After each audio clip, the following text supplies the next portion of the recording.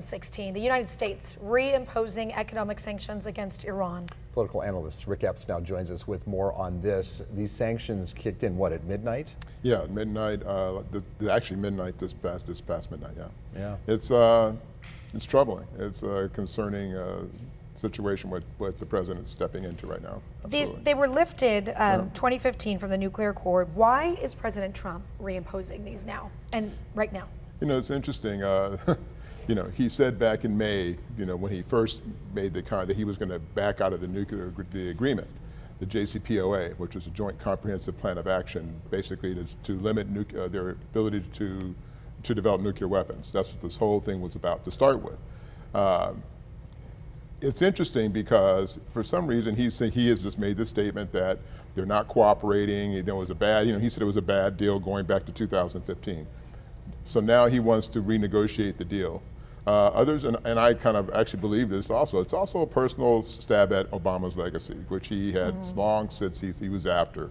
So it's kind of a two-way play, but it's a real, he's really creating a really potential disaster situation here out of this process, what he's stepping into right now. Trump campaigned on this, though. This is a center part. That and the border wall were two of his major messages. Yeah, and it's interesting, you know, for people who don't understand Iran, my doctoral work is on Iran, and in fact, democracy in Iran. And you know, the thing about when you look at regimes like this, one of the things you have to recognize is change. And when you want to try and change, you have to change from the inside out. So you may not, it wasn't a perfect deal. No one thought it was a completely perfect deal. It was a tip of the iceberg deal, the original deal that Obama made back, you know, in 2015. So you start change from the inside, you get people to start believing, and then your leadership, President Rouhani, is a moderate. He's not a hardliner like Ahmadinejad, who was a previous leader. The problem in this is that you end up radicalizing the country, and then they go and find another hardline leader to replace the leader who's there now. Now you've got a bigger problem. Then you've got a potential threat to Israel, threat in the region, and so it tends to blow up out of control because of the lack of understanding of foreign policy. Over the years, Rick, we've watched it here. There's been quite a few times that the people living inside of Iran have tried to change, you know, their living situation. And when we talk about these sanctions, and I've been very open, you know, last time I went to Iran, I was 4 years old, but my parents are from there. They left that country because of the revolution and the things that were happening there to give all of us a better life, me and my brothers. But when you put sanctions like this on, who is it going to hurt? Who is it going to hurt? It's the people. Yeah, it hurts the people inside. I mean, it's interesting when Trump made the comment like, "Well, we care about the Iranian people," but by doing this, the economy is already in trouble. The Iranian economy was already in trouble. To say the least. I mean, the people inside Iran are struggling. You're either extremely wealthy and you're living a very, very good life.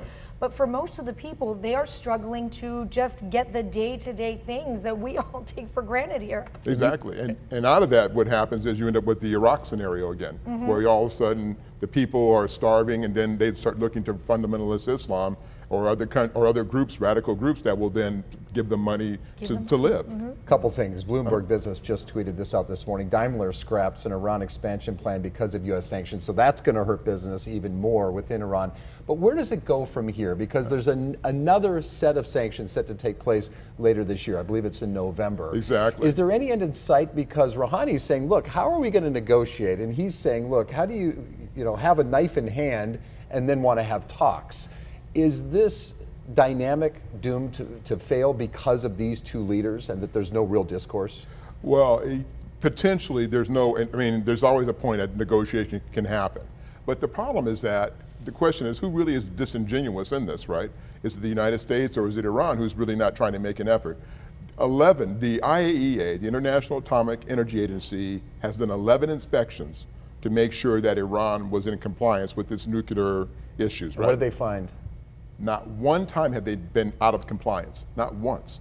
So then if your main goal, like granted the other issues, human rights abuses, the ballistic missile program, which is not nuclear, and the supporting of some radical regimes are still issues on the table, but I would still argue they have made steps and they're making steps. And the young people in Iran most of them support the West. So are you really going to help the infrastructure internally if you're going down this path? What it really shows is, to me, is a lack of understanding of foreign policy with regarding the Trump understanding of foreign policy, particularly understanding the dynamic he's creating in this region, and not just for us, also for our European allies. They're about to take it into, get hit really hard with the economics of this too. Money is the lifeblood of politics, and we'll see how these sanctions play out for sure. Absolutely. Rick, thank you for being here. Stay tuned. I know, right?